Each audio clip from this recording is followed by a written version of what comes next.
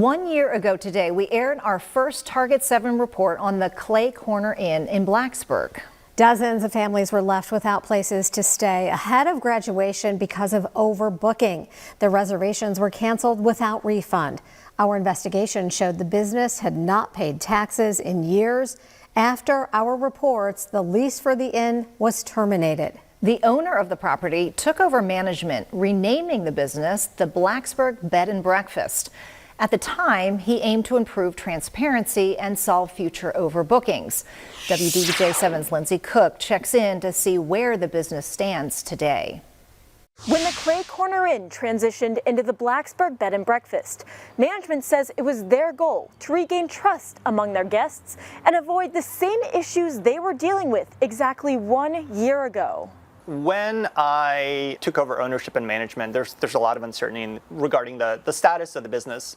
Paul Nazarevich has owned the property for several years, but taking on the role as manager was new. There was one promise he hoped to make guests after a troublesome 2024 graduation season. Make sure that our guests have a really good experience when they stay here, from booking to checking in to during their stay. The Office of the Attorney General investigated the scams from last year, and Nazarevich had his own role to play, making sure Blacksburg Bed and Breakfast returned as a place people trust for their visits to Virginia Tech. I was surprised at how quickly people started booking and putting trust in the new management and ownership. I hope that we can continue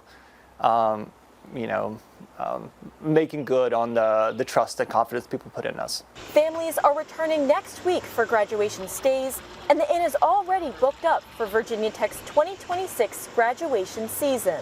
Right now we're at a pretty good place. My hope is, as we kind of smooth out a couple more things during the summer, as we go into the fall, we're going to have everything in line and everything's going to be clicking. Nazarevich says many of the guests who were scammed last year say they've gotten their refunds, but it's not clear if that means everyone. WDBJ7 has reached out to the Attorney General's office for an update, but we have not heard back. In Blacksburg, Lindsay Cook, WDBJ7.